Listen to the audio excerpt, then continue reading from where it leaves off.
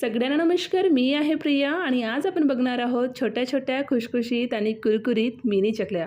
या मिनी चकल्या तयार करण्यासाठी जास्त वेळ लागत नाही. घरात सहज उपलब्ध असणाऱ्या साहित्यापासून या चकल्या खूप छान कुरकुरीत बनून तयार होतात. हे चकल्या आकाराने छोट्या असल्यामुळे दिसायलाही खूप सुंदर वाटतात आणि एकदा खायला सुरुवात केली की पुन्हा पुन्हा खाव्याशा वाटतात. चला तर मग वेळ न घेता रेसिपीला सुरुवात करूया. मिनी चकल्या तयार करण्यासाठी सुरुवातीला इथे आपण 2 वाटीपर्यंत तांदळाचं पीठ घ्यायचं आहे. पिठाला इथे आपण चाळून घेणार आहोत. तर हे चकली तयार करण्यासाठी इथे मी पॅकेटमधलं तांदळाचं पीठ हे वापरत आहे. पीठ हे चाळून घेतल्यामुळे पीठ एकसारखं आणि बारीक मिळतं, त्यामुळे चकली पाडताना साच्यातून ती सहज निघते, तुटत नाही आणि चकलीचा आकार देखील छान येतो. तर इथे 2 वाटीपर्यंत पीठ हे चाळून घेतलं आहे. आता या पिठाला बाजूला ठेवून द्यायचं आहे. आता एका मिक्सरच्या जारमध्ये 1 वाटीपर्यंत जाडसर पोहे आणि यामध्येच अर्धी वाटीपर्यंत फुटाणे घालायचं आहे आणि मिक्सरमधून होईल तेवढं बारीक असं पावडर तयार करून घेऊ. तर मिक्सरमधून शक्य तितकी बारीक असं पावडर हे तयार करून घ्यायचं आहे. तर असं पावडर तयार करून घेतल्यानंतर आता हे पावडर देखील आपण चाळून घेणार आहोत. तर हे मिनी चकल्या तयार करण्यासाठी इथे आपल्याला पीठ हे एकसारखं आणि बारीक असं बनून तयार झालेलं आहे. तर अशा प्रकारे पीठ हे तयार केल्यानंतर आता यामध्ये आपण काही मसाले घालणार आहोत. आता यामध्ये 1 मोठा चमचा तीळ, 1 चमचा जिरे, 1 चमचा कलोंजी घालायचा आहे. जर कलोंजी नसेल तर ते तुम्ही इथे स्किप करू शकता. अर्धा चमचा ओवा हाताने थोडंसं चिरडून घालायचा आहे, म्हणजे फ्लेवर हे छान येणार. 1 चमचा लाल तिखट पावडर आणि चवीनुसार मीठ घालायचं आहे. आता हे सगळे मसाले या पिठामध्ये एकदा चांगल्या प्रकारे मिक्स करून घ्यायचं आहे. हे सगळे मसाले पिठामध्ये चांगल्या प्रकारे मिक्स करून घेतल्यानंतर आता यामध्ये 2 चमचे तूप घालायचं आहे. तूप यामध्ये घातल्यामुळे चकलीला छान खुशखुशीतपणा येतो आणि चवही छान येते. आता या तुपाला पिठामध्ये व्यवस्थित असं मिक्स करून घ्यायचं आहे. आता या पिठाला इथे आपण मळून घेणार आहोत. पीठ हे मळण्यासाठी इथे मी 2 वाटीपर्यंत पाणी हे गरम करून घेतलेलं आहे. पाणी इथे कोमट नाही तर गरम आहे. पाण्याला उकळी येईपर्यंत गरम करायचं नाही, फक्त पाणी हे गरम करायचं आहे.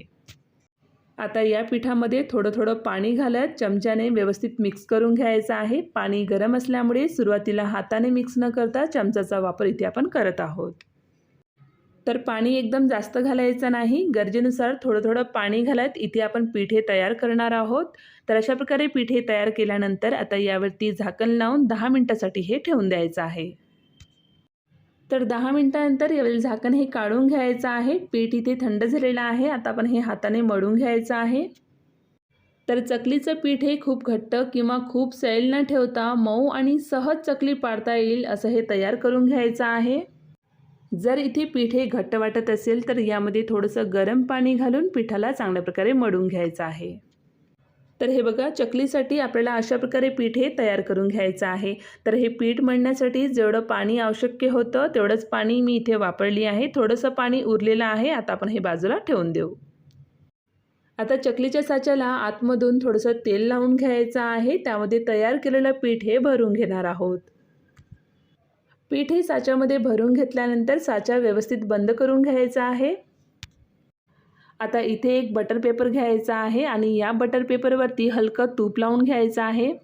आणि जर बटर पेपर नसेल तर एका प्लेटला तूप लावून घ्यायचं आहे आणि साच्याच्या मदतीने अशा छोट्या छोट्या मिनी चकल्या हे पाडून घ्यायचं आहे. तर इथे साचा हलक्या हाताने दाबत गोल फिरवून छोट्या आकाराची मिनी चकल्या हे पाडून घ्यायचं आहे.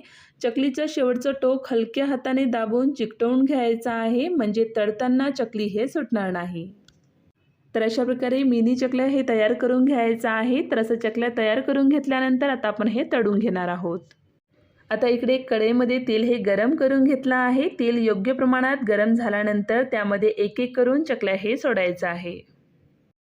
एकाच वेळी खूप चकल्या घालू नका. चकल्या मध्यम आचेवर आपल्याला तळून घ्यायचं आहे, म्हणजे ते आतपर्यंत छान कुरकुरीत असं बनून तयार होणार.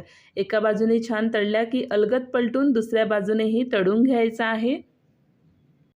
मध्यम आचेवर चकलीचे दोन्ही बाजू चांगल्या प्रकारे तळून घेतल्यानंतर झाऱ्याने तेलामधून बाहेर काढून घ्यायचं आहे. तर याच पद्धतीने उरलेल्या चकल्या देखील अशाच प्रकारे तळून घ्यायचं आहे. तर इथे लक्षात ठेवा, चकल्या हे तळून घेताना तेल हे जास्त गरम नसावा किंवा थंड नसावा. मध्यम गरम तेलामध्येच चकली हे तळून घ्यायचं आहे.